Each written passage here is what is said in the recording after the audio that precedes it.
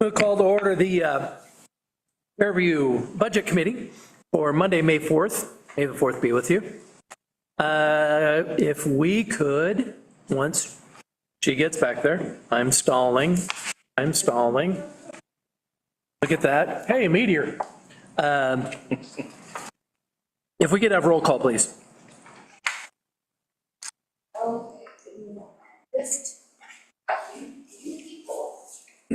Remember to speak into the mic. There we go. All right, here we go. So, Chair Kudernak, Here. Paul Copeland, Here. Jeff Dennerlein, Here. Steve Marker, Here. Steve Owen, Here. Ian Todd, not here yet, Jenny Weber. Here. I apologize if I say this wrong, Jose Altig, Here. Adam Bird, Here. Garth Cooper, Kevin Kelly, You're missing Chris. Eric Mueller, Here. Jared Mueller, Here. and Ted Costerud. Here. And just for the record, Ian Todd will be coming in late, but he will be here. Next is opening comments. If I will stall again for them to finish their bite of food. Isn't everybody enjoying the weather today? A nice respite from yesterday. Thank you, Mayor. Nice respite, and even though yesterday was a nice break from Saturday, when it was cold. City Manager George, please take it away. Thank you. Welcome, everybody, for my second budget here in Fairview. I'm really happy to see we have almost a full committee. I think we're just missing 2 people, so one of them's coming, so this is fantastic. Just for tonight's going to be probably the more overview night. Completely overview, actually. We'll be having presentation from Ann, a couple presentations from Ann, presentation from me on both the URA and on the budget side. And this is really the information. We purposely didn't pass out the budget documents because we want you to have the opportunity to listen and be able to focus, and then we'll give you the documents in the night and you'll be able to go back and take a look at those. So I think that's really the basic overview. So thank you very much, Chair Mayor. Chair Mayor, whatever, this guy. Okay, next is nomination for chair. I will go ahead and cut to the chase. I nominate Eric Mueller. Third. We have a motion, we have a second. All in favor, say aye. Aye. Is there any opposed? Like you didn't know it was coming. Not bad, 3 minutes. Decline, not that I'm saying. Okay, and we need a nomination for vice chair, or secretary, sorry, secretary. Do we have any names?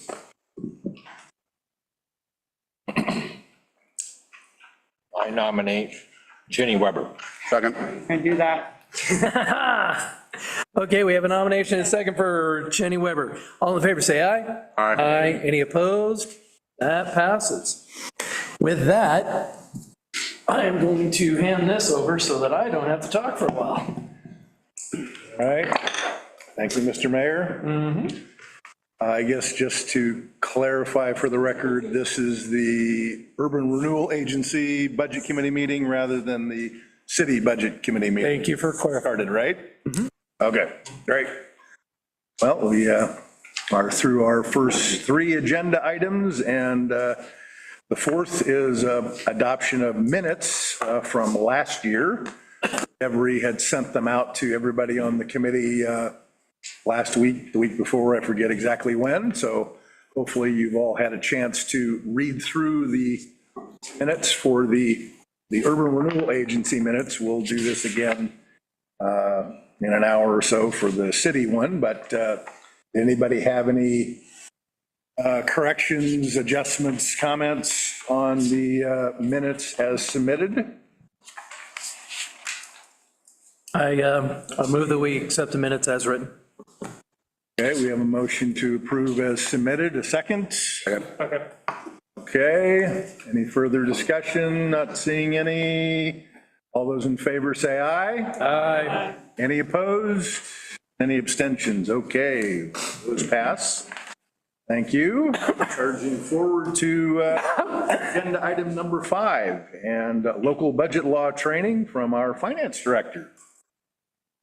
Yay. I'll get there.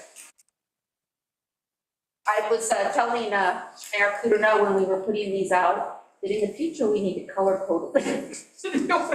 They all look. Change the cover. We did color them, they're all blue. Yeah. Exactly, yeah. Hence the confusion. She's working on it. So the only way you could tell is below the 2026-27, it'll say in very small print, urban renewal agency budget message. Add it on that first opening slide. But we're, We're in the budget law We're training. in the budget law training, okay, Yes. right, sorry. Yes. and provided handouts of the slides, is that correct? So looks like that on your first page. Something that's not blue. That one right there.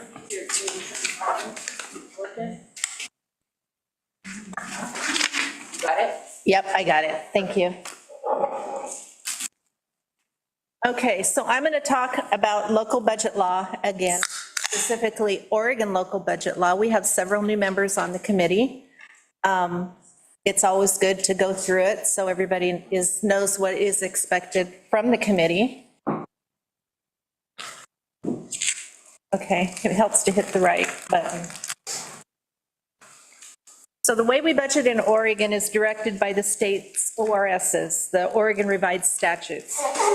Oregon budget law requires you to follow established procedures in developing programs and policies which drive estimates of your resources and expenditures. It also requires citizen involvement in two separate ways. Citizen members make up half of the budget committee. So the size of the budget committee is dictated by the size of the governing body.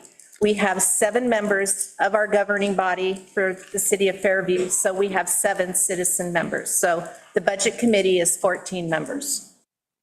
And then the second way that we get citizen involvement is we allow for public comment on the budget.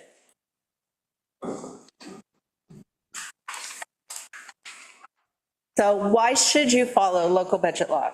Basically, if you don't follow Oregon budget law, you can't certify your taxes, hence you can't get property taxes from your citizens.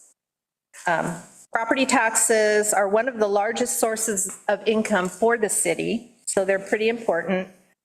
And then if you don't follow Oregon budget law, you don't get appropriations, which is what allows you to spend the money. So you don't get the property taxes, and then legally you can't spend anything.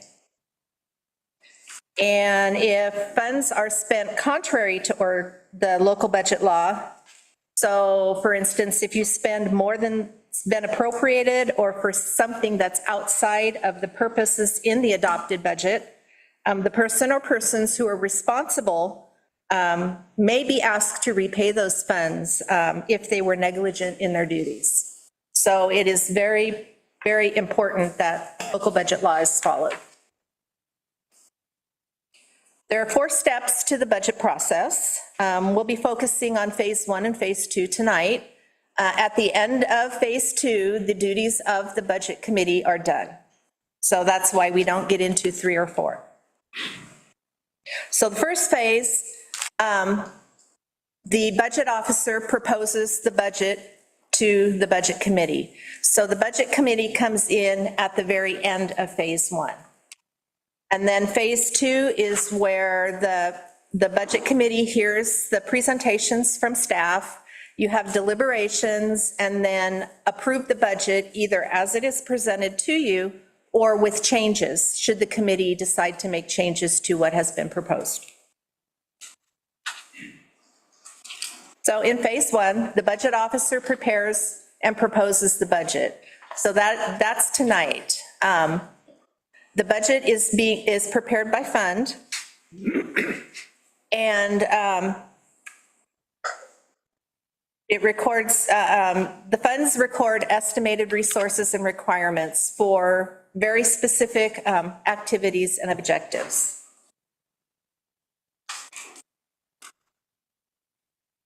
What types of funds do we have? Well, the city has a general fund. The general fund receives all revenue from property taxes and accounts for the general operations of the city. Special revenue funds account for funds for specific purposes. The street fund is a special revenue fund because it receives gas tax as its major source of income, or one of them, and gas tax is restricted on how it's spent, so it has its own fund to keep track of those. We do have a capital projects fund, and capital projects funds account for monies which are used to finance capital projects. So the city's grant and capital projects fund accounts for the city's governmental capital projects that are grant funded or have more than one financing revenue stream. And then we also have debt service fund, a debt service fund. We collect on our utility bills, we collect a fee that is used to pay the debt for the Public Works new building that was built a few years ago.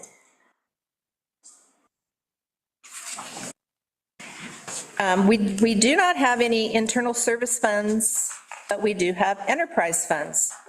Enterprise funds are funds which operate very close to like a business operates. So our enterprise funds are our water, sewer, and stormwater funds. The revenue they receive are from operations and selling a product, which is our water, sewer, and storm services. We do not have any trust and agency funds or reserve funds. So phase 2 of the budget process is where the budget committee work starts. It is the job of the budget committee, as I said, to approve the proposed budget either as it is presented or with adjustments. Each department will be doing presentations at your next meeting over what is being proposed in the budget. You will have a chance to ask questions, ask staff to bring you back additional information if you need it, and then you will deliberate amongst yourselves over the proposed budget. And in the end, the proposed budget, like I said, either as presented or with changes that the budget committee has made, then gets approved.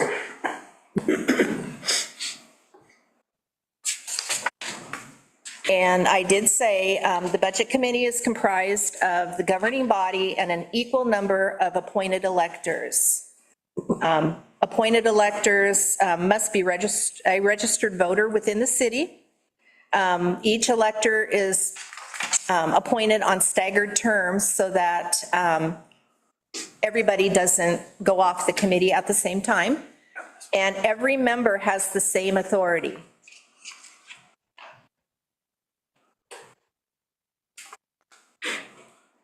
So budget committee meetings must follow Oregon's public meetings laws.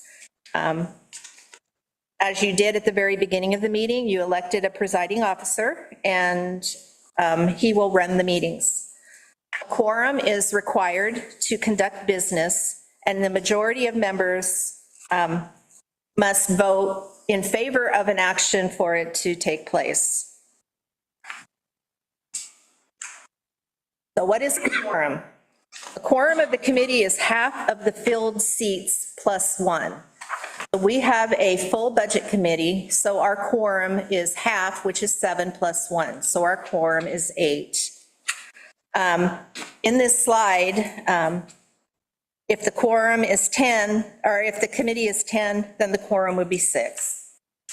Vacant seats don't count towards the quorum. So if 3 seats are vacant, the quorum would be 4 or half. 3, you round down when you divide it in half, and then you add. And again, the quorum must be present to conduct business. Majority is a little bit different. then how you calculate for a quorum. A majority, again, is half plus one, but when you are conducting business, if you have a quorum and you have people that are missing, the majority doesn't change, because the majority for this committee is 8, regardless of how many people are sitting here conducting business.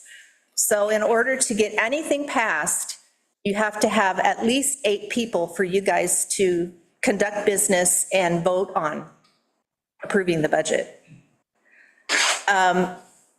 Again, the majority, if there are vacancies, if the vacancy is with the governing body, those seats are still counted in the majority.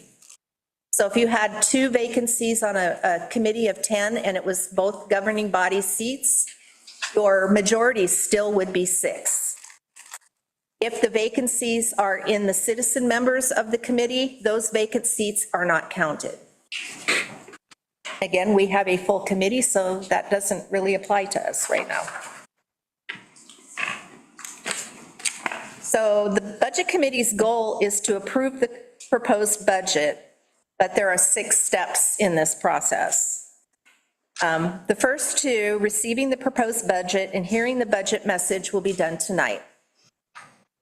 During the next meeting, or 2 if it's needed, you'll hear comments from the public, if there are any, discuss the budget as it's presented to you, make revisions if necessary, and then vote on whether or not you approve it.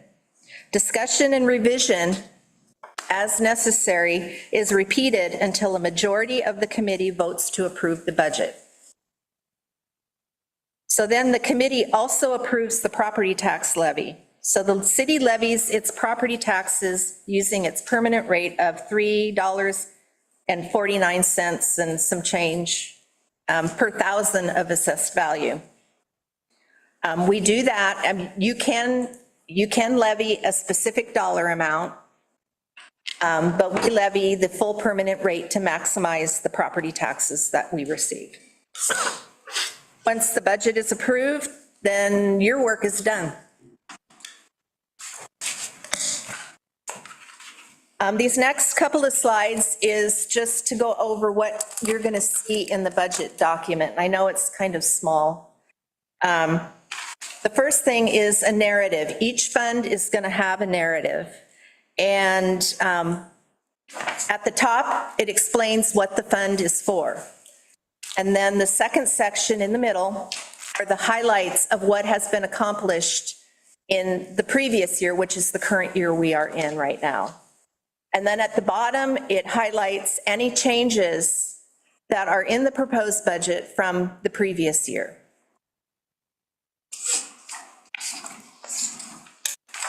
And then you have a fund summary, and this gives you what the proposed expenditures are for each of the funds, and revenues as well. This presentation mimics the audited financial statements and by appropriation category or how spending is limited for expenditures. 3 years history is presented. The 2 left-hand columns are the 3rd year furthest from the proposed budget, and the 2nd year furthest, and their actuals only. The 2 middle columns would be the current year's budget, and then the current year's estimated actuals. It's what staff estimates we will spend by June 30th of this year. The proposed column, which is the far right, is the proposed budget. If the fund has any payroll expenditures in it, if the fund supports any staff, it will have the staffing at the bottom, and it gives the number of FTEs that are there, that's at the bottom. Not all funds will be full FTEs because certain positions are allocated out over a number of funds, like our public works technicians are allocated over sewer, water, streets, and stormwater, so you're going to see like point something. That doesn't mean we're hiring just a part-time person. It's just that position could be allocated over multiple funds. I say something. Yes. FTE stands for full-time equivalent. That's what if you, And then I skipped over the top financial summary. That gives, it has resources over or under requirements, and that basically tells you how the fund is paying for its expenditures with current resources. So if that's a positive number, then current resources are covering everything. Most often, you're going to see a negative number, and then the number below it will be the beginning fund balance. And if it's a budget column, it has to be 0, because budgets have to balance for each fund.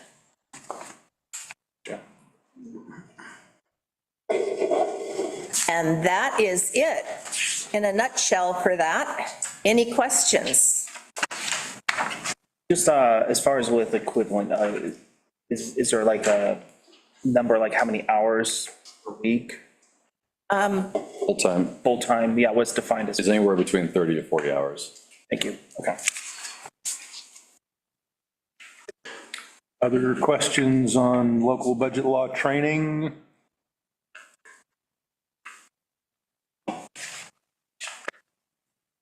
Okay, well, thank you for that refresher for everyone. So we will then move on to agenda item number 6, presentation of the Urban Renewal Agency budget message, and city manager going to do that presentation, I guess. Thank you, Chair Mueller. I just, I was so busy enjoying my Panda Express. It's not something I get very often. I to do something in introduction, so I want to introduce you to some of our team here. So I apologize, wow. Introduce myself either. Yeah, so, I'll do it, it's fine. I'm not a tipper though, Paul. Wow, Paul, Sorry. let Paul wrap up here. He's a servant of the people. Keep talking. Thanks, Paul.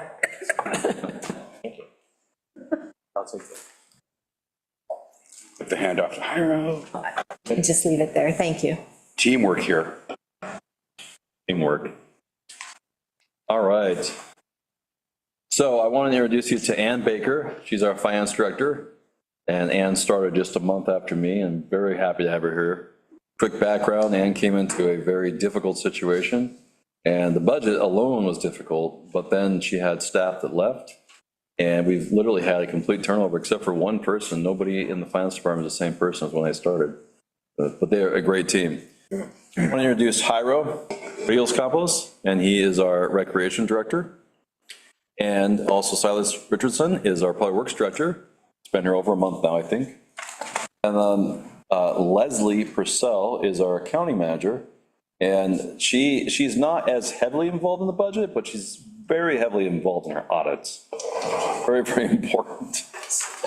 And then Sarah is our communications director, community development director. And then Deborah is our HR director and our city recorder.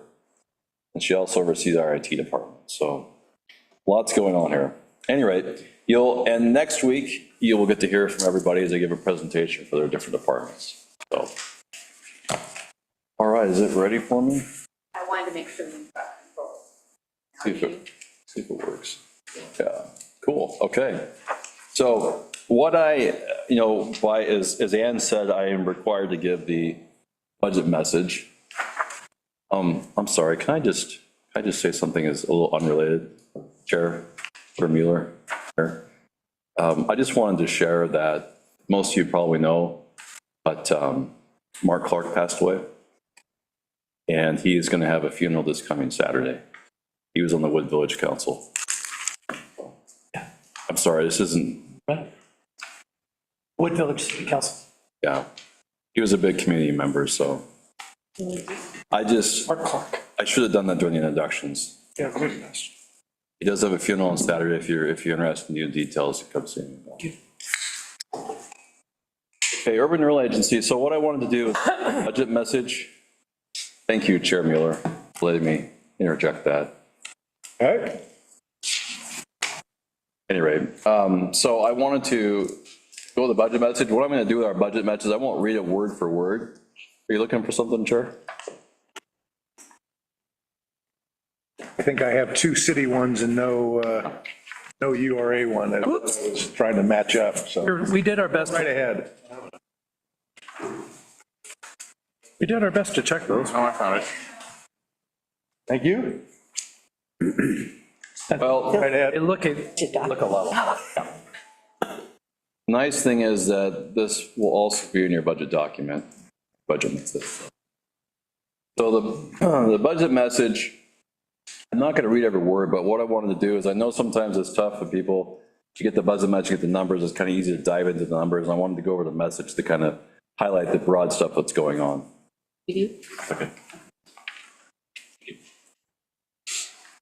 Okay, so opening statement, just to point out, it's not only written to our mayor and the council, it's also written to budget committees, and it's for all the citizens of Fairview. So I want to point out that the URA budget is a balanced budget developed in accordance with Oregon state statutes and the guiding principles set forth by the Government Finance Office Association. It reflects a decrease of 1.8 million over last year's budget, for a grand total of 3.9 million. This is a little background on what a URA is, an urban renewal agency. And basically, Oregon Revised Statute Chapter 457 allows counties and cities the ability to set up an urban renewal agency to improve a community. And they are typically utilized to revitalize blighted, underdeveloped areas, improve infrastructure such as streets, utilities, parks, buildings, and support housing, economic development, and redevelopment projects. A lot of those are the things that the city, the Urban Renewal Agency is using as it was set up by the city. So there's basically, urban renewal money is financed mainly through tax increment financing. In short terms, this is essentially financing as obtained by freezing the tax rate. So you have all the entities in a district that have a taxing authority, or it's just basically set, and everything that they increase above that money is captured and put into a TIF, which is tax increment financing. So for example, in most of the areas, if you were to take a look at our map and you see all the urban renewal agency for our city, all the pieces, there's city taxes, which is about $460,000 a year.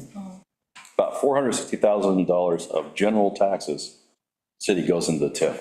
It's the same thing, it captures school, captures county, captures special districts, anything that's in there, it takes that money and puts it in the TIF. And then as you're gonna learn, if you don't already, in government, funds are very specific in what you can use them for and can't use them for, with the exception of general fund, but in most cases they're very specific.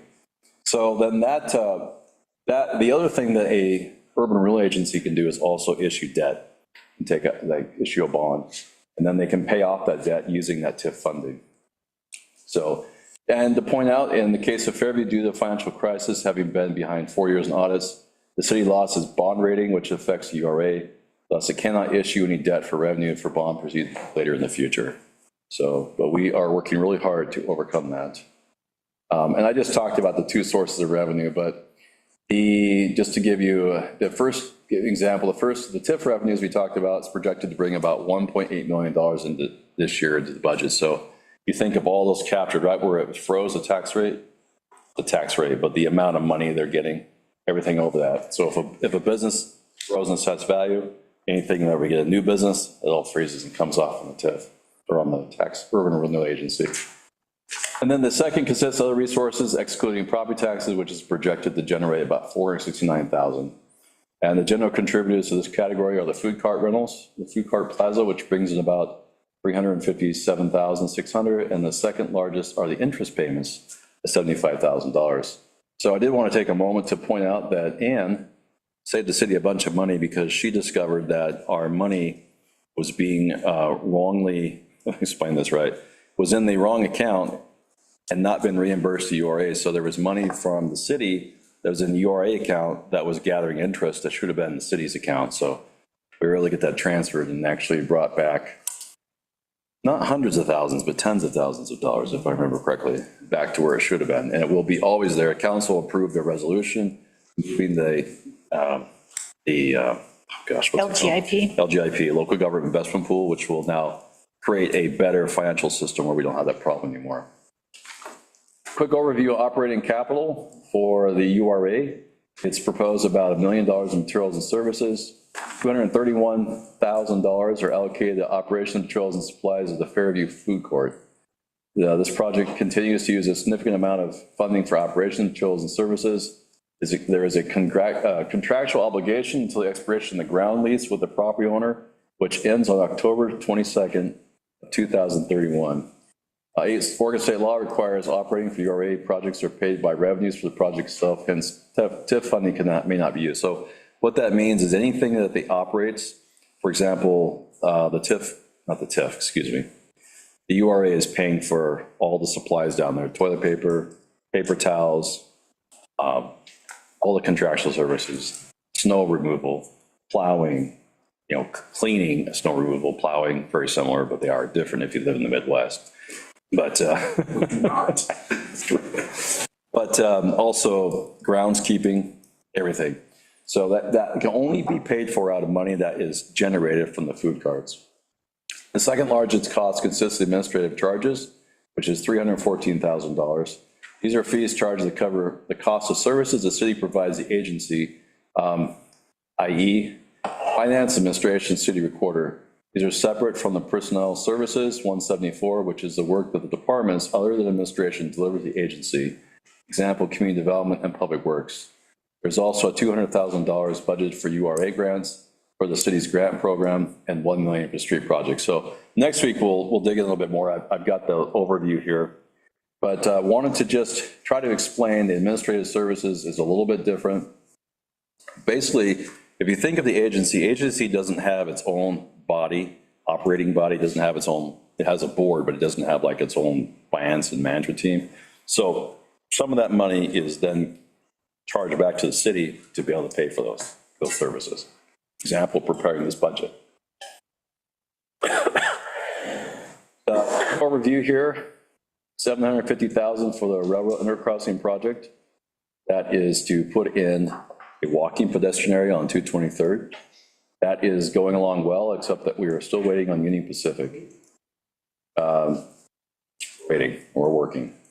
Street projects also include additional projected expenditures for 100% design of the fire turnaround and street improvements of Wistful Vista, as well as Halsey Street design, $240,000 of forklift facilities operations, There's also an additional $25,000 included for a food cart plaza capital expenditures.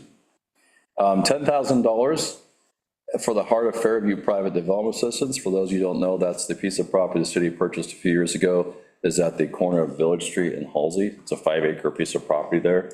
And the city is working with developers to create a mixed-use development there, in basic terms. $200,000 in URA tenant improvement grant funding, which is in the past was a grant and now it is a matching grant, which assumes 4 grants of the full amount of $50,000 in grant amount. And then the full $1.2 million in well 10 fundings expected to be expended in fiscal year 25-26. However, is not the remaining sum will be used in 26-27. So basically the conclusion, it's a $3.9 million budget. It'll be used to continue the priorities that are set by the URA board. That is the basic message. All right. Any questions? Okay, thank you. And as a reminder, this is just the overview. You'll get the details and have a chance to go through it and come back and ask any follow-up questions at our meeting next week. Okay, not seeing any. I just want to say, thank you. I see that the well 10 is on, it's a well sign is up.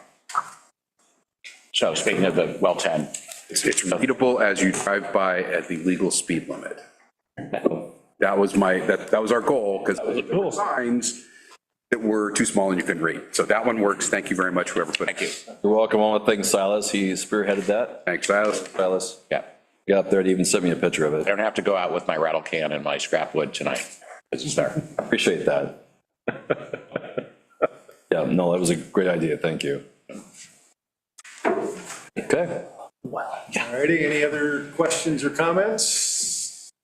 All right, well, then we're going to continue this meeting to next Monday, a week from now, at May 11th at 6 PM. And motion to adjourn? Move to adjourn. Second. All those in favor say aye. Aye. Any opposed? Okay. And then we have, what, about a 10-minute break here before we will be able to call the city meeting in order, so that timing works out well. So see you back in about 10 minutes. Good.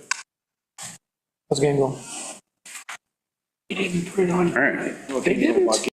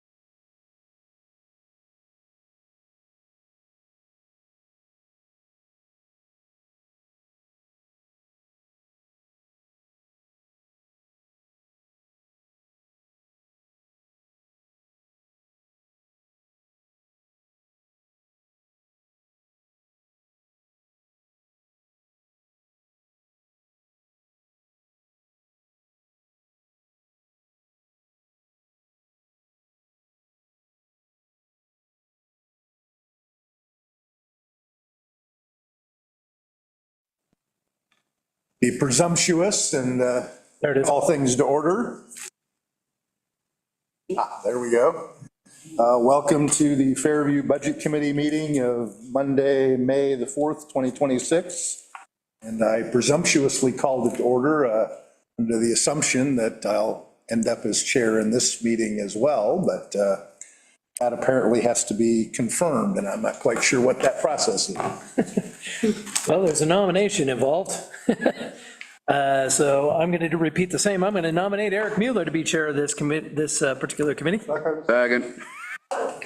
If you want to nominate again, you certainly can, but the reason I put that on there like that was because the other option is that the committee confirms that the chair and secretary from the URA Budget Committee is also going to be the chair and secretary for the city. Well, then I'm going to rescind my nomination. I'm going to say that we continue and just have the same chair and secretary, Yes. Okay. but have a nomination. I had it as a nomination. She can't do that. It has to come from here. Okay, so we have a motion to have the same chair and secretary as the Urban Renewal Agency Budget Committee. Is there a second? Second. All those in favor say aye. Aye. Any opposed? Okay, process out of the way. Minutes, again, as about an hour ago, we talked about minutes. So the other set of minutes that Deborah had sent out to you was for this committee, for the city budget committee meetings of last year. So do you have any corrections or changes, updates to the minutes that were sent out for 2025? Move that we accept the minutes as presented. Second. Okay, we have a motion and a second to accept the minutes as submitted. All those in favor say aye. Aye. Any opposed? Any abstentions? Okay, minutes are addressed. So we will move forward with a presentation of the budget message for the city budget. City Manager George, is your item. Thank you, Chair. I wanted to relate the message I got here from Panda Express. You will be rewarded for your patience and understanding. Wow. So I just want you all to know that you'll be rewarded for your patience and understanding. Go through this budget.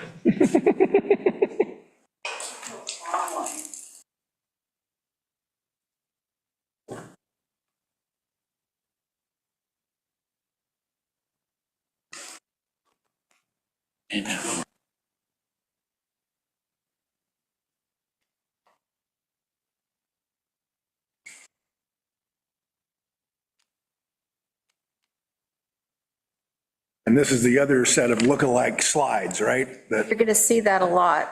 It was Ann's excellent idea, and I chose to follow it for the most part. I did seek copyright permission from her. I'm going to use it, okay?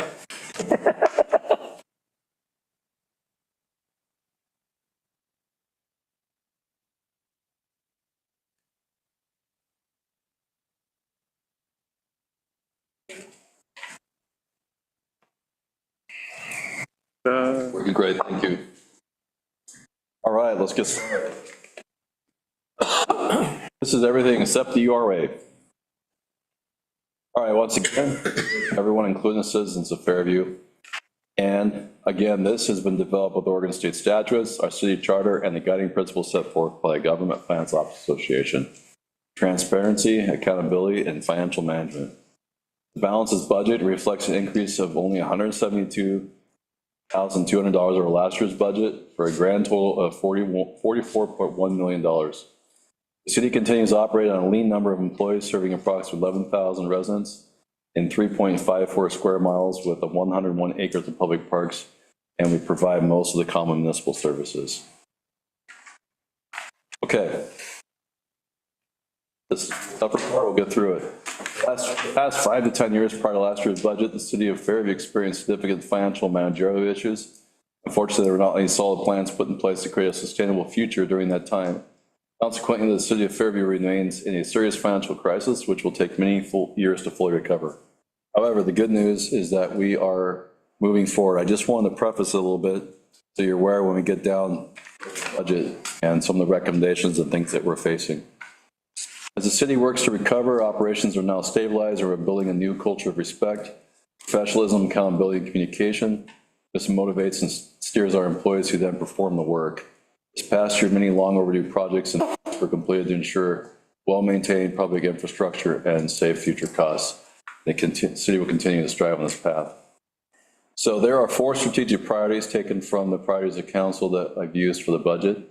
And one is public safety, protecting our core emergency services through dedicated funding, infrastructure, investing in water, sewer, and stormwater systems, parks and livability, preserving green spaces and access to recreation, financial sustainability, addressing the structural deficit while preserving service delivery. So financial challenges, start out with, despite the strong positive challenges continue to exist, and there's many things that are outside of everything. We have the rising cost of living, we have increased costs of services and goods, and we are repairing or replacing the long-deferred maintenance of our aging infrastructure. All funds except for the general fund. The general fund will be in a good position, a good healthy position this year with the adoption of the budget. The single greatest challenge the city faces is a severe shortage of revenue in the general fund to support the current level of service. And we've talked a lot about this last year, but a few new people on the budget, I wanted to just give you a quick update. That is, in the past, the general fund was, and I'm going to let this, the general fund was not brought to the council's attention what was going on. Tax was not covering the general fund. Unfortunately, there was a lot of work done internally without the city council knowing that things were being paid out of enterprise funds, which is not appropriate and it's contrary to Oregon budget law. So those things have been corrected, and we're moving forward where it should be. And I'm not trying to bring up the past other than just letting everybody know who wasn't here.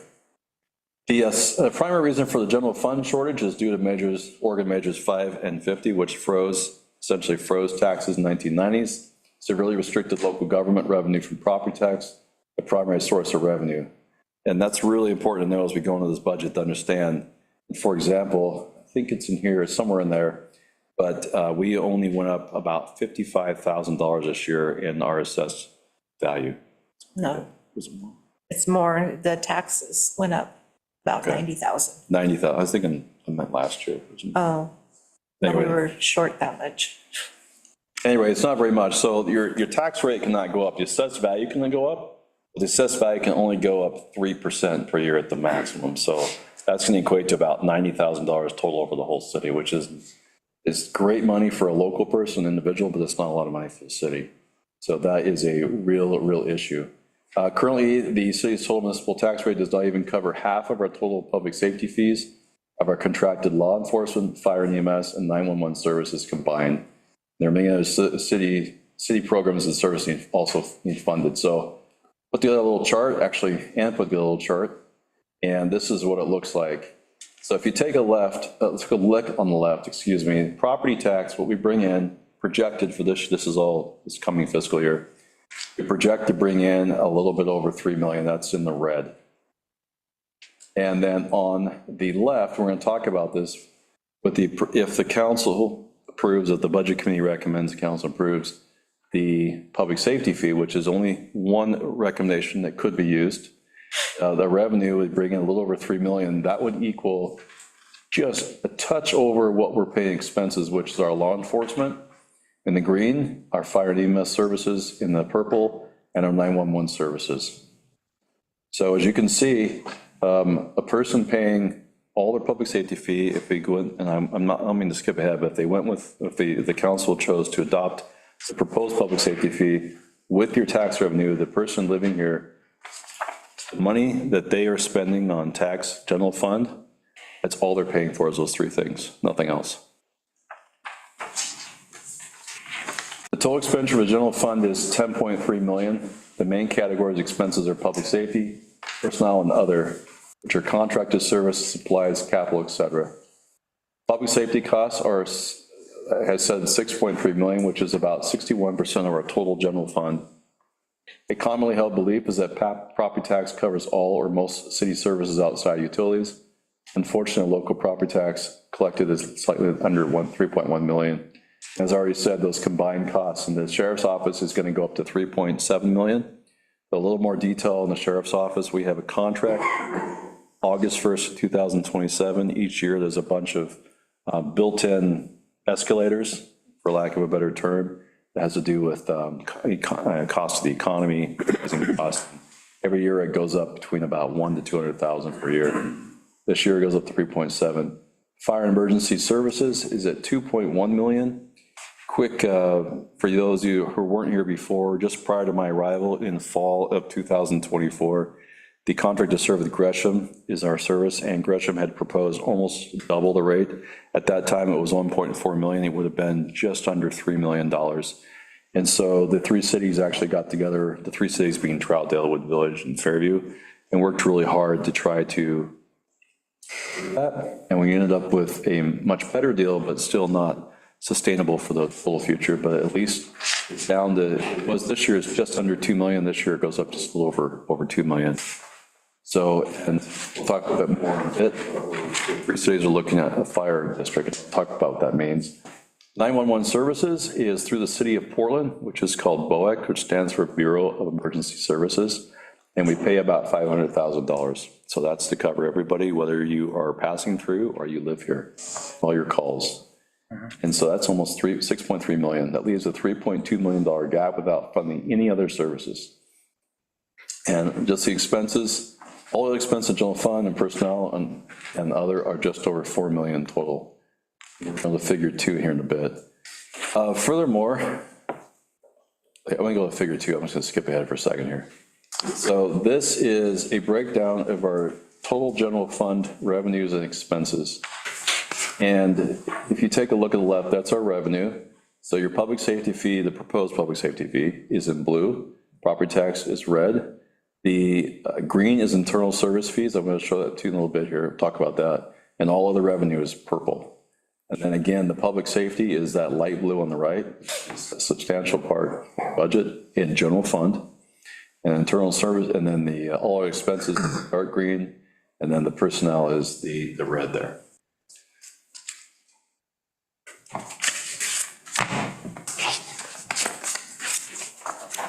Okay, general fund can continue. The city receives about 1.3 million in intergovernmental revenue. That is business income tax and state shared revenue are the larger contributors. 1.2 million in franchise fees. Using PGE is the largest contributor. I think I remember it's somewhere around $700,000-800,000. $75,000 in licenses and permits. Excuse me, and that only comes depending on the economy. It can vary from year to year. 167,000 in miscellaneous revenues, mostly our cell phone tower rent, which we don't have a whole lot, and some investment interest, and $4.9 million in charges for services. So charges for services category contains 3.2 million for the proposed public safety fees. That's the majority of it. And then 1.4 million for internal services fees. And these represent the charges of other city funds for services provided by the general fund, which in turn provides service to other city departments. If you remove those two things, we'd only be, the remaining amount for internal service charges is $326. We made up of those two large things. Safety fee, and the other is simply, it's charging the other funds to administer them. And so something that's important to note, we're going to talk about a little bit, some of the things we've saved. One of the things that the city wasn't doing, I don't think at all, or not completely, was charging ourselves for our own rates, our own utilities, our water, our sewer, our stormwater, those are charged. So the RV, Ann has fixed all that, is that correct? He's fixed all that, we charge ourselves now for everything. So we're trying to make sure everything is the way it should be. Does that make sense? So, okay. So in short, general fund does not have sufficient funding. Programs are operating at a very limited number of employees. Internally, this is the exciting part. I think it's exciting. We're eliminating waste, cutting unnecessary expenses, properly charging the correct funds for services, and streamlining, automating, modernizing our processes for greater improvements. Some fun things, just even small things. We have eliminated all the coffee pots that were being serviced. I mean, I got here and I didn't realize it until more recently, but we had a coffee pot in each building, which was 3, it was 2 in this building, 1 in Employee Works. And we were paying like $142 every month for each one of those to be serviced. Nobody's even using them. So those are gone. We also are paying right now for water. The water will be going away very soon. And we're going to have drinking fountains with some filter waters like you have at the airport. And the difference is we will no longer, first of all, we're drinking our own water. And second of all, we'll no longer be paying for a service. So we've also been going through and getting rid of all kinds of junk, tons of junk, surplusing it, getting rid of it. We've been streamlining and making things better. And in Ann's Department of Finance alone, utilizing our system, we have a really robust technology system called Teller Technologies for all of our financial, and we'd have an HR module on there. That was only being used like a small little percentage in the past. It's now being used well. We no longer, and we've cut a lot of waste out. We no longer have paper time cards like when I came. We no longer, I don't have to sign everything anymore. It goes through a system. It's much better. So a lot of things we're working on. And then something else too that's really huge is that when I first came, the general fund was paying for Fairview Fork Plaza, whatever. It's a tongue twister. But the city was actually sending Public Works down there, and a lot of the services and Public Works employees were being paid out of the city funds instead of, they should have been paid out of the URA. So that all got corrected like when I first came, because I discovered that was happening. So it has nothing to do with the council, it has nothing to do with anybody that's in the organization now. Just, we're always looking at everything and making sure it's working the way it should, being collected and used the way it should, or paid. So I just want to preface that never in any city have I worked in have I ever had to come before a committee and a council and propose such increases. I mean, I've been doing this for 25 years and I've never worked in a city like this. So it's not just tough on everybody, it's hard. I'll just say that. And as most of you know, I do live here, and so does Ann, and we pay the same everybody else does. We both own homes here. So this proposed budget includes a public safety fee increase of $35 a month per household. This increase will pay for half the public safety goods and leave the other half to be paid by the total collected property tax. This means that Fairview residents are spending 100% of their property tax and public safety fees to pay for only public safety costs, nothing else. All other services of the city are being paid for revenue generated by other sources such as funding from the state. So you go back and take a look at, you've got business tax coming in, you've got franchise fees coming in. PGE is one of the biggest ones. And even though we don't like it when their fees go up, it does actually bring a little bit more to us each time those fees go up. Franchise fees go up. So everything else that's being paid for the citizens is coming from other sources. And this means that all the general fund programs and service expenses are being paid for by the money collected from those sources on the residents. Anyway, to help with these issues, the city is working to shift the burden of fire and emergency services special districts, which will eliminate this cost from the general fund. Looking at alternative ways to reduce law enforcement services.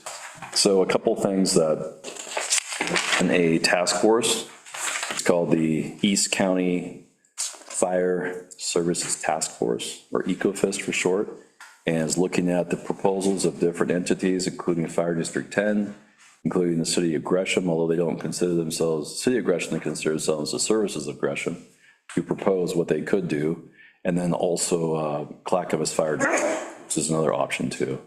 And if there was another option, we would take that too, I think. So we are looking at that, and the difference for a fire district would mean that the burden for the fire services, instead of coming out of the municipal tax rate, it would shift to a separate district on your taxes. So rather than being paid for, like I said, the way it's being paid for, it would be paid for from your property taxes. So it's a shift in how it doesn't make the cost go away, it just shifts it to a different source, which is beneficial to the city because, you know, the city is limited. We can't increase our tax rate. We're limited to that $3.49 per $1,000 of property. One of the things about the city of Fairview, it's truly a bedroom community. We have very little business. We have some industrial, we have one Target, and we have 2 gas stations, and we have a couple of small businesses, which are wonderful, but they don't bring in the huge tax revenues you might see in other cities. The alternatives to reduce law enforcement services, I'm just going to be really frank, this is not a Nathan decision, this is council decision, but you know, some of the things I've talked with the council. As I said, we have a contract with our sheriff's office through August 1st of 2027, which is next year.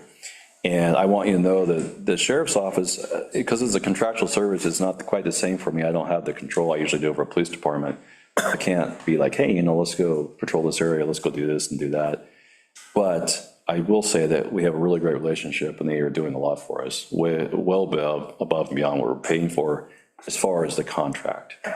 And they are doing a lot of speed enforcement. I know we have down by, I think Councilor Marker requested to have a speed trailer, and that's been down there until the battery just died, I think, this weekend. But lots of things, if you notice, there's been a lot of traffic enforcement here in the village as well. A lot of speed sign, and a lot of people have been pulled over. In fact, one person was arrested. That person had outstanding charges, but warrant arrest or outstanding warrant. But a lot of things that the police department, the law enforcement's been doing for us. Couple of options on that. Number one, I am going to be meeting with the sheriff and discussing about having a different contract that costs a significant amount of money. Something you should be aware of, and I'm not saying I recommend it, I'm just saying it is possible. The sheriff's office by the state of Oregon does not have to be funded by a city. They do have to cover the city. Now, that doesn't mean that their service could be as good as it is if you're paying for them, but by state statute, a sheriff's office is responsible for the county. And if the city doesn't have a police department, then the sheriff is responsible at no cost from the city. I'm not saying that's the best option. I'm just throwing out options. My job as a city manager. So let's go on the utility funding. The water, sewer, and stormwater utility funds are in a healthier position than the general fund. Even so, these utilities and their components receive constant and repetitive use and continue to age. To help stabilize our financial outlook and create a sustainable future, the city completed a comprehensive utility rate study for this year for water, sewer, and stormwater. So I want to thank our Public Works Department and our Finance Department for the great work they did. Steve Donovan, who actually did a rate study that hadn't been done in quite a while. One of the big things that came out of that study is that we have the well in well 10. It costs a lot of money. And unfortunately, we don't have that money that could have been from past increment increases or from past, I keep trying to call them impact fees. Service charge, yeah, sorry, wrong state. Yeah, thank you. STCs. So those are things that we don't have. Something else I wanted to say, since Silas has come, Silas has great credentials, especially in water. And he's been working really closely on the well. Even learning in the well, there's been so many decisions in the past. I'm just going to say this quite frankly, but there was a decision made years ago not to even do a test well for that site. There should have been a test well. It's a little, 3 or 4 inch test well. It should have been dug, and it was never dug. In fact, the internal decision, I'm sure, it never went before council, was just not to do it. And so because of that, there's been some complications, not serious complications. Silas has been working on it, but it's just the things that I'm only letting the committee know this and the council know this because I want you to know that we're trying hard to make sure we do everything the way it's kosher, it should be done. So trying to move forward. So I'm really happy that Silas is here and he's working on that as far as the well and everything else too. In the study, it analyzed the needs of our aging infrastructure, increased capacity, like I said, well 10, and the resources to maintain these utilities. And the recommendation for this budget is a necessary minimal monthly base rate increase of $6.04 per customer for water, $1.87 per customer for sewer, and 40 cents per customer for stormwater. These increases ensure the city has been funding and resources to properly care for existing utility systems and adequately plan and pay for future projects. So some of the things that I'm just going to be really frank about this, but our stormwater has not really been touched for a long time, and a lot of things have not been cared for. And so these are the things that we're working on. There's just so many things as you dig into the surface, it's not been taken care of, it needs to be taken care of. So this is part of that, is having that funding. But I know I say this a lot, but I will say that it is nothing more, I shouldn't say that, there's nothing better that's less expensive than taking care of things as you have them. If you don't take care of them, you try to fix them like, oh, we put that in the ground, we're not going to worry about 20 years. Well, 20 years later, it's going to be way more expensive than it would have been just to take care of it over time. So that's not the fun stuff to talk about, but I want to be really frank about it. Conclusion is the total proposed budget for all funds is $43.8 million in this fiscal year. This budget puts the city on a path that is build a financially sound and sustainable future. From next year, we continue the work already underway to streamline and automate city services, improve efficiency, effectiveness, and responsiveness. Our goal is to build a long-term, financially stable, and sustainable future that balances the cost of realities of today with the needs of tomorrow. Once a more affordable solution to law enforcement is identified and implemented, and the fire emergency service moved to district, the city will have a fiscally sound budget. Only then will the city be able to save money and be able to provide its future needs, including funding toward a much-needed fire station located somewhere in the Fairview and Wood Village area. So really quickly on that, part of our fire service is not just the cost, we also have an issue with response. And it's not that the fire department doesn't do a great job, they do. The issue is how far away they are. The fire station that serves most of Fairview is Troutdale Station. And some parts of the north side of even Fairview can be up to 8 to 12-minute response time. That's just the response time. So we have a lot of gap coverage. So, and there's lots of models, council's looking at different things. We have a lot going on in that area. To see a lot of things coming out, I'm sure, in the future. So, okay, other than questions, that's all I have to start with. Next week we'll dive. Thank you for the budget message and the overview. Take us into all of these areas in more depth, some tonight and some next week, correct? General overview tonight. For city manager at this point from the budget message presentation. Okay, everybody's gonna load up our next presentation, and Ann's gonna walk us through general budget overview, excuse me. More blue slides. Completely different color scheme. It is. Yes, same but different words. I do have pictures in mind, though. That's true, you do, but you have to get past the first page to see the pictures. Well, there's a picture on the first page. That's true, Alex Brown, you're right. Brown Bridge. You can kind of see the river.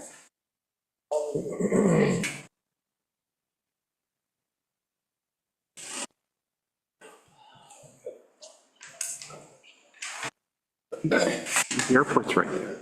Yeah. So, Yep. picture of Troutdale. A picture for you. I know. Okay, so this presentation is going to be a really high-level overview of what you're going to be discussing over the next day or possibly 2 meeting days. So the proposed budget for the city of Fairview for the 2026-27 fiscal year totals $44,074,600. 44,000, that's cheap. And as Nathan said, this budget is $172,200 more, or 0.39% more than the current year's budget. Some of the assumptions that were used in preparing this budget, assessed values for the city are expected to increase $26.9 million, which will add about $93,000 to the city's tax revenue. Of that $93,000, we're only expecting to collect about $90,000 of that due to people who don't pay their taxes or people who pay, the first round and get their discounts and stuff. So we estimate a 96% collection rate when we estimate tax revenue. You won't see huge increases in either franchise fees or the state shared revenues for a couple of reasons. One, the revenue reported for the utilities that are paying those franchise fees is becoming flatter. So you're not seeing the big increases like you used to. And companies, the cable franchise fees, we're not getting as much because people are going more to streaming and paying for cable services. So that revenue, it's increasing a bit, but not a whole lot. And the League of Oregon Cities for State Shared Revenues didn't forecast many increases in the state revenues for the 26-27 fiscal year. For example, cigarette tax has been on the decline for many, many years because people are not smoking like they used to, which is good, but not for us for revenue. And the other revenues from the state are they're just basically estimating minor increases or just remaining flat. The utility rates, as Nathan mentioned in the proposed budget, have been increased in alignment of the recent rate study. That study will go before council for adoption at their June 3rd meeting. But the water rates are increasing 15%, wastewater 5%, and stormwater 3% in that study, and that's what we used for the rates in the proposed budget. And again, as Nathan said, it equates to $6.17 for water, $1.89 for sewer, and 41 cents for stormwater for an average utility bill. And the public safety fee in the proposed budget was increased $35, and how this gets applied in the proposed budget and then on into adoption is up to you guys and then to council. But in order to simplify things, put the $35 increase straight into the public safety fee. And the increased fee only covers half, as Nathan said, of the cost for the police, fire, EMS, and 911 services. And that was look bigger than it does. So this slide shows each fund that is being budgeted. And then this is revenues, or the citywide resources. Increases to the city's resources that we didn't have in the current year. We are expecting to receive monies from MHCRC, and that's Mount Hood Cable Regulatory Commission. It's their PEG revenue. Those are going to be restricted. They are. It's just capital expenditures. Right, and we created a new fund. You'll notice that there's a PEG revenue fund now in the budget to account for those monies that we're going to get for that.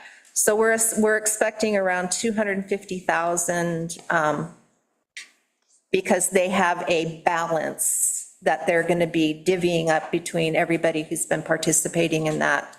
And we're estimating that's going to be the city's share of that balance. And again, the $35 increase to the public safety fee is increasing the revenues. And then Public Works will finalize the loan with the Safe Drinking Water Revolving Loan Fund to assist with paying for well 10.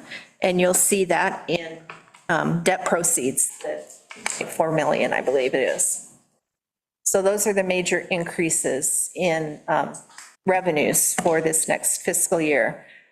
We start out with about 17.3 million in beginning fund balance.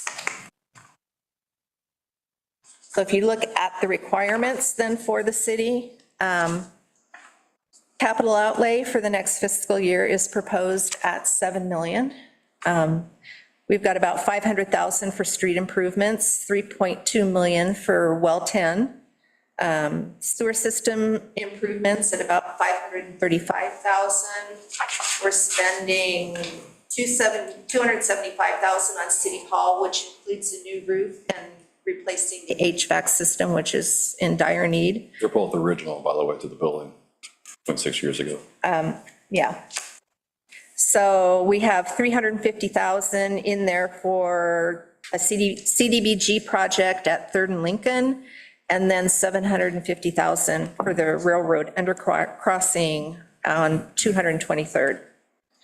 Transfers have increased from prior years to reflect the increases to the equipment replacement fund. We have new vehicles that we are planning for replacement when they outlive their useful life. And then we also have new vehicles that are being purchased. And we are also treating the facilities fund a little bit different because now we have a facilities manager, and that position is being paid out of the facilities fund. So all of the facilities maintenance costs have now been moved to the facility fund, and then departments are being charged back for the work that's being done from the facilities fund. So that's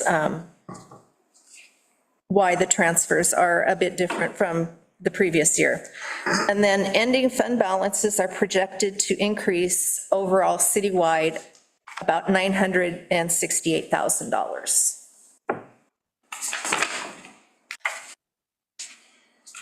So if you look at the adjusted budget for the current year versus what is being proposed, current revenue is projected to increase 2 million over the previous year,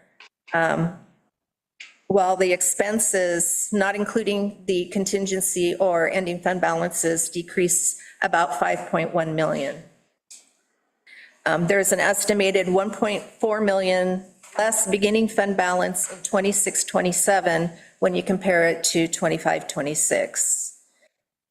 And contingency and reserves, mainly in the funds other than the general fund, are increasing, and more expenses are covered by current resources.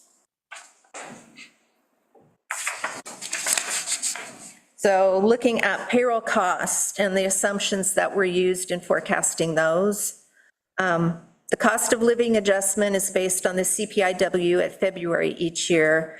And this year, that was 2.3%. However, in the collective bargaining agreement, it floors the COLA at 2.5. So we're giving a 2.5 COLA July 1.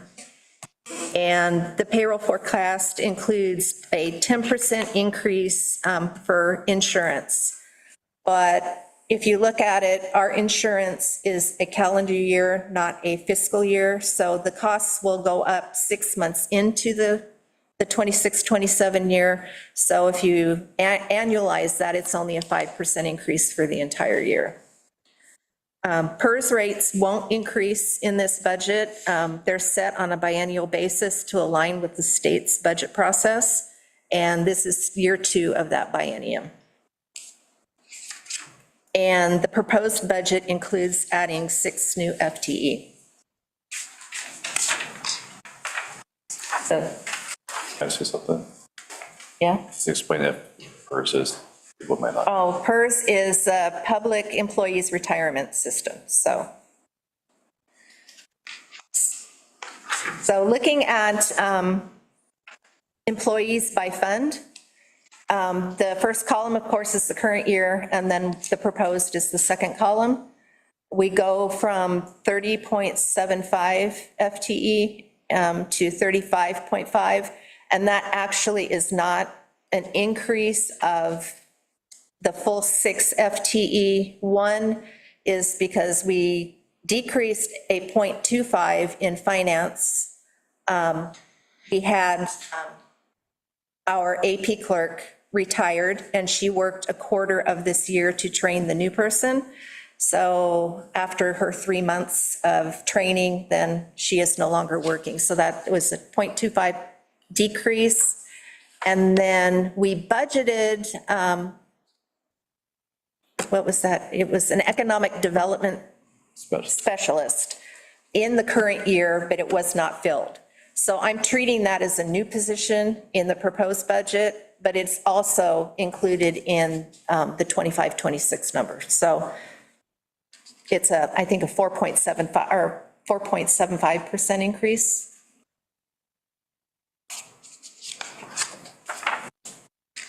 So looking at the new positions and the eliminated positions, Public Works is proposing to hire another administrative assistant to assist with the one they currently have. Again, the economic development specialist, GIS coordinator, and then 2 Public Works technicians 2, and then 1 technician 4. And the funds underneath each of the new positions shows which fund is paying for those positions. So, and then again, the eliminated position was the AP person. Say something. I just want to point out the only one that even affects the general fund, which is the biggest issue, is the economic development specialist. That's only half of that person's personnel costs. And the purpose of that position is to help boost our economy, not our economy, excuse me, help boost our economic development, and work with developers and contractors to try to build our city. So another thing we did this past year was we did some position restructuring. I'm attempting to show how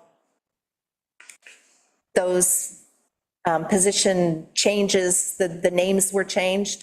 So the office assistant became, for finance, became an accounting clerk 1 and 2. We had a senior accountant that left, and then during the review of that position, we decided that it would be more beneficial to have an accounting manager rather than a senior accountant, especially with the backlog of audits and stuff. So that's that change. You can see how the different positions, the old names on the left to the new names on the right, trying to better describe what the work they were doing. Hopefully I said that. Yeah, represent what they're actually doing. That's it. Again, looking at specific benefit increases, 10% in January 1st of 2027, we're anticipating those costs are going to go up 10%. This just shows what we're paying currently, and then the 10% increase, and then just what that means per employee per month increase for each of those insurances. Based on employee each, the rates. I'm sorry, I could, Sorry, and so these numbers are based on one employee. one employee per month. This is 1 month per one employee. Got it, perfect, thank you. Looking at contract increases, the city's 3 major contracts, which Nathan has gone over, fire, police, and 9/11, they will be increasing over the current year, and the total cost to the general fund for those contracts is about $342,000.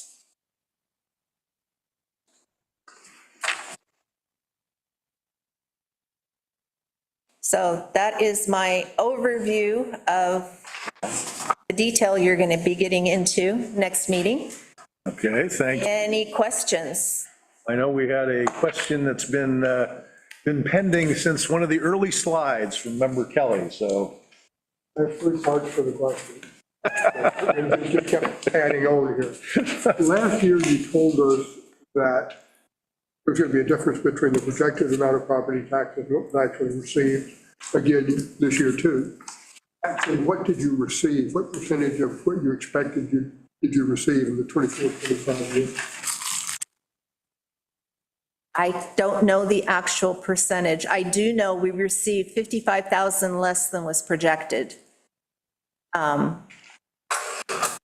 So Okay? Yep. could you bring me a binder, Leslie? Part 2 of your question?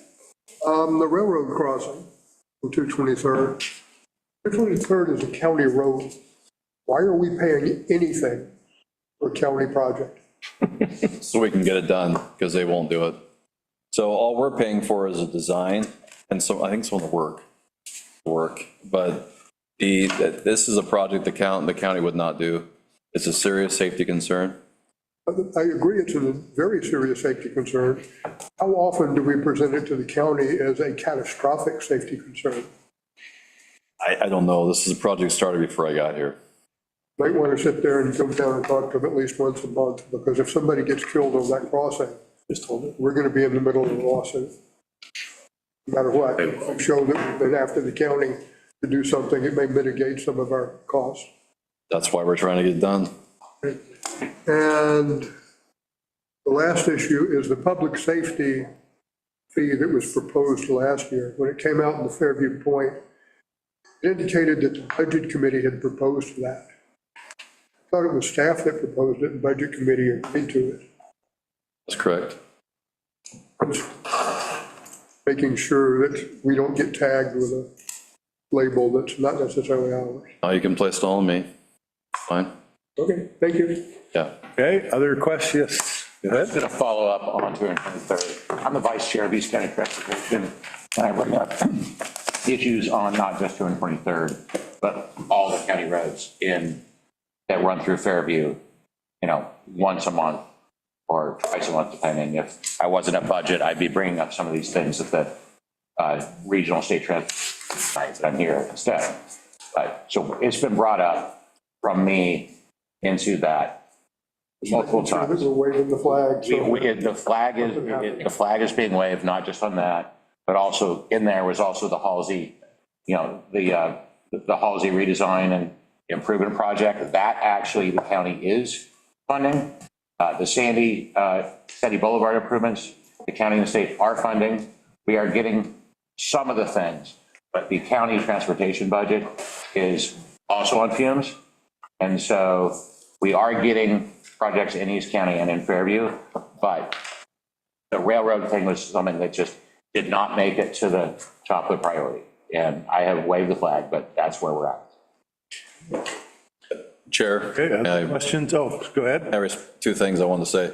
I wanted to clarify, so last year and staying with this year, staff, myself, obviously as a budget officer, is proposing increases. But once the committee stops that, that's what was forwarded to the council. So I also want to say, as far as our county roads, we have significant issues with our county roads. And I think I'm making some good progress. I've been doing what I said I would do since I interviewed you for the job. I've already met with the sheriff of county transportation, and I am working, we have a monthly meeting I'm now joining, and I'm literally sending in all of our issues, and I'm asking for expectation and when it will be completed.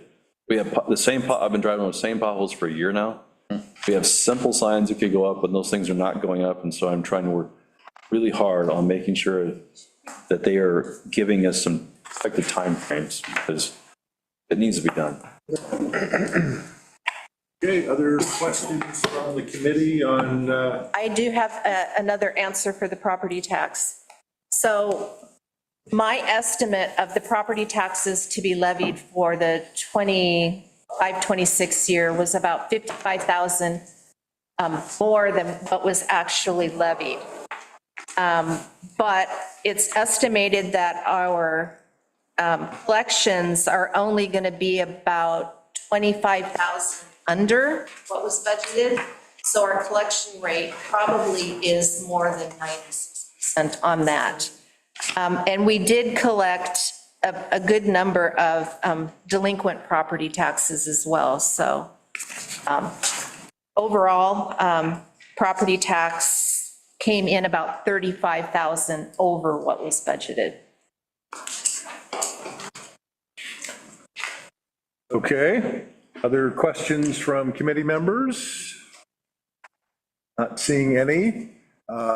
Looks like we've progressed with agenda item number 6, which is distribute the, Yeah, and I would like to say something on your document as well.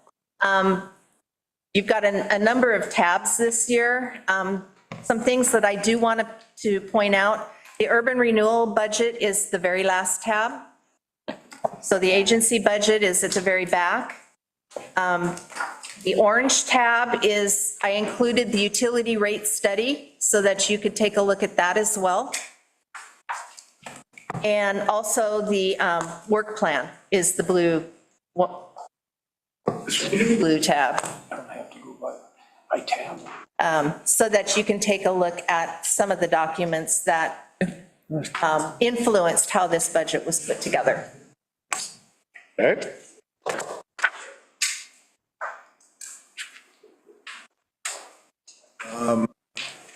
So we're getting close to wrapping up for this evening.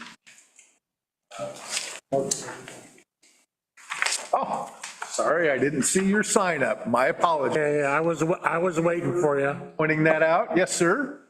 I have a question. With the advent of people taking off on Fridays, how much money are we saving?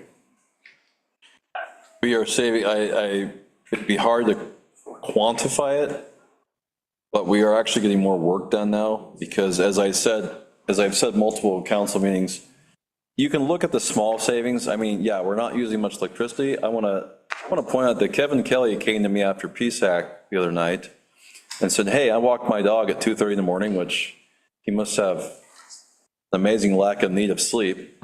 But he walks his dog at 2:30, he said, all the lights are on. I said, you know what? I kind of wondered about that because I didn't really know, because I don't walk at 2:30 in the morning, but he's right. And so I went through and spent some time when we got the lights down.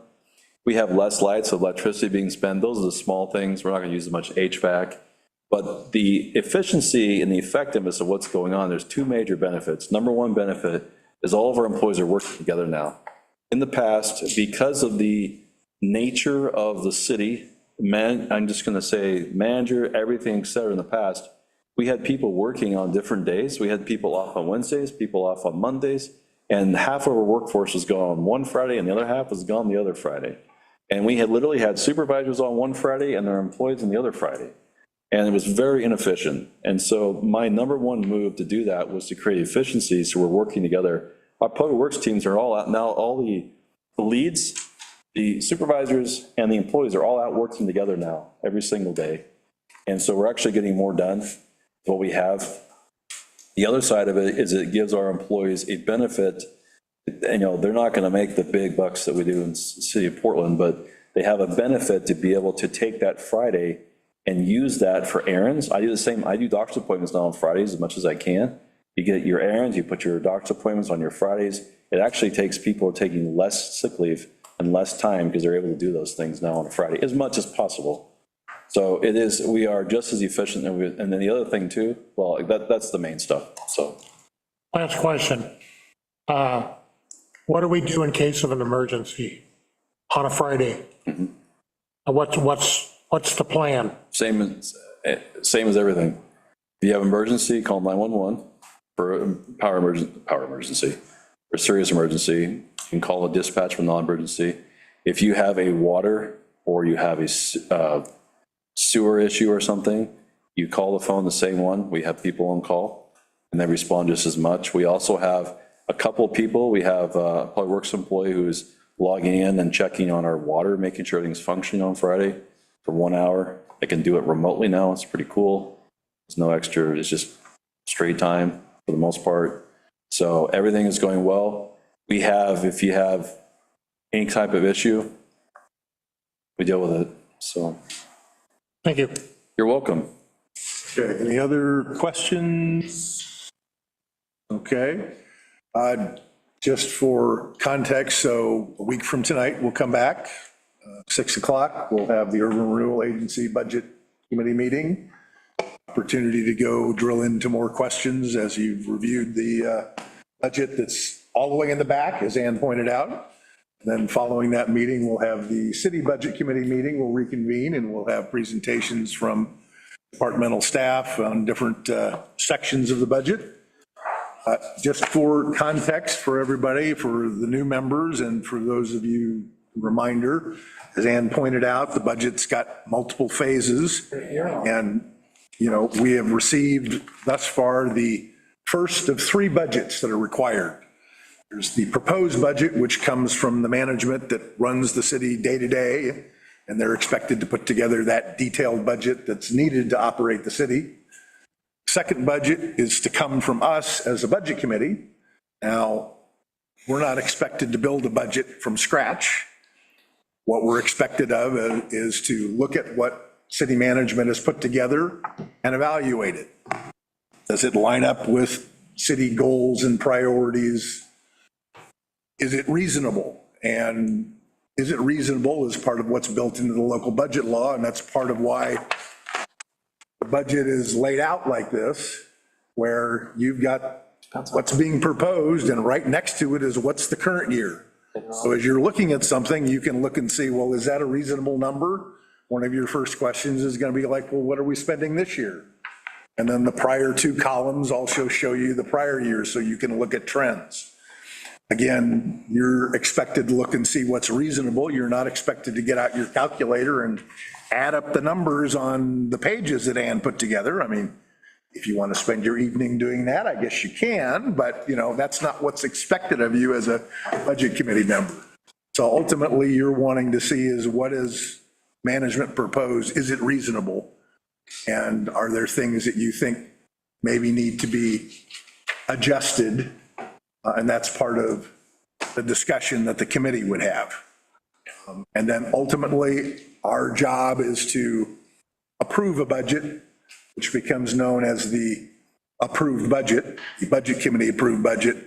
The third and final budget, the council will have in June, where they will create the adopted budget, which then management will operate the city on for the coming year. So just from a context standpoint, there's lots of information for you to review, but you're not expected to have recreated all of it all over again. In any case, that was the chair's discretion there to ramble a bit. So with that, my apologies. Entertain a motion to adjourn. Second. Motion and second to adjourn. All those in favor say aye. Aye. Any opposed? All right, thank you for your time and attention, and we'll see you in a week. Afraid. Well, someone seconded it, so we couldn't vote.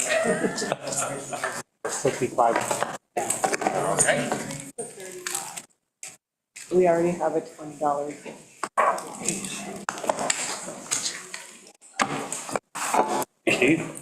All right.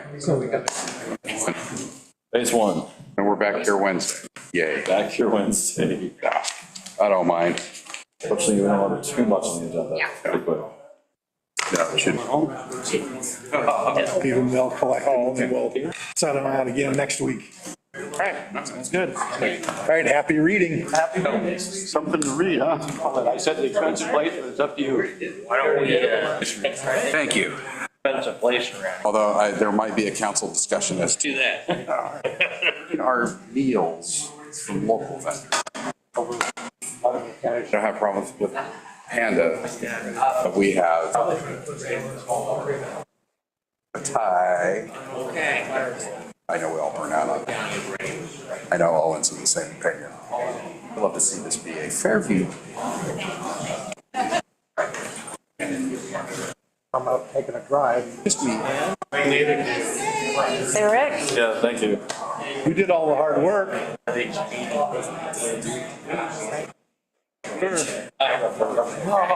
I think they just checked stuff off on the agenda. That was all my hard work tonight. Yeah. And even if we reached out to Luther, Ramadan, yes. Jose has right next to the gas station. I don't know. It's just something to look into because I like it when we get it from Pompeii and Trenton. It's a local thing. Keeping the money in the small business. That's just. Long day. He didn't have a contract. If we won, then maybe decided Right. that's more if anyone.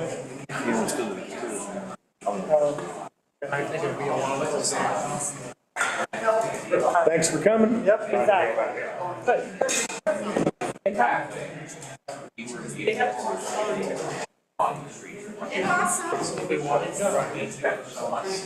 Hey. Any part of it. That's what very nice. Yes. All right, see you tomorrow. Oh, yeah. All right. Thank you all. Thank you, Eric. They just stopped the meeting. On Wednesday. Have a good night. Thank you. They did a video of a budget committee meeting somewhere